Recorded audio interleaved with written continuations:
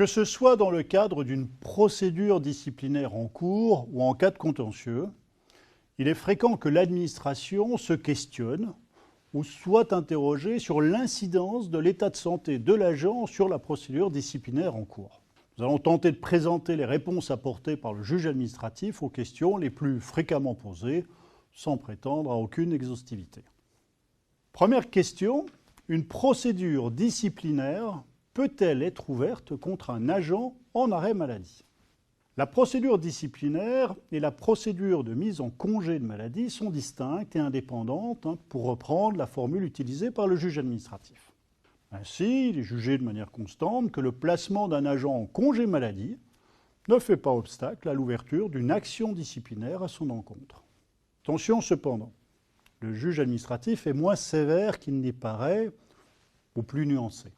Si la procédure peut être ouverte, l'administration doit vérifier à ce que l'agent soit bien en droit de se défendre. Ainsi, à titre d'exemple, la sanction prononcée à l'encontre d'un agent a été annulée parce que ce dernier, lorsqu'il a été invité à prendre communication de son dossier, était dans un état physique et mental qui ne lui permettait pas de prendre utilement connaissance des pièces ainsi mises à sa disposition.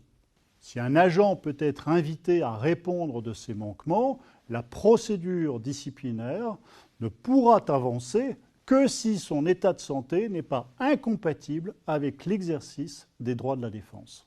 Deuxième question. L'état de santé d'un agent peut-il faire obstacle à toute sanction disciplinaire?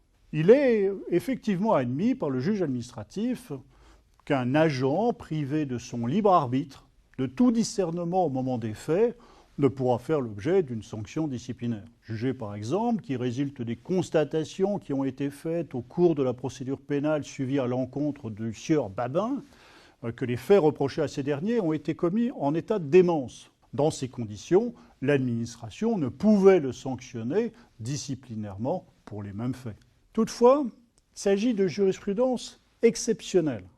À cet égard, je précise que le juge administratif considère que la consommation d'alcool ou de produits stupéfiants ne constitue pas une excuse, mais une circonstance aggravante. Troisième question, la maladie peut-elle être prise en compte lors du choix de la sanction? Il s'agit en réalité d'une variante de la question précédente. Même si l'agent ne peut être considéré comme totalement privé de son libre arbitre, de tout discernement, son état de santé peut-il au moins constituer une excuse partielle de son comportement? Le juge administratif l'accepte plus facilement que l'exonération totale de responsabilité. Jugé, par exemple, qu'il ressort du dossier que les troubles dont souffrait l'intéressé à l'époque des faits étaient de nature à l'empêcher de mesurer toute la portée de ses actes. Dans ces conditions, l'administration aurait dû tenir compte de cette situation et en ne le faisant pas, elle a entaché la sanction d'illégalité.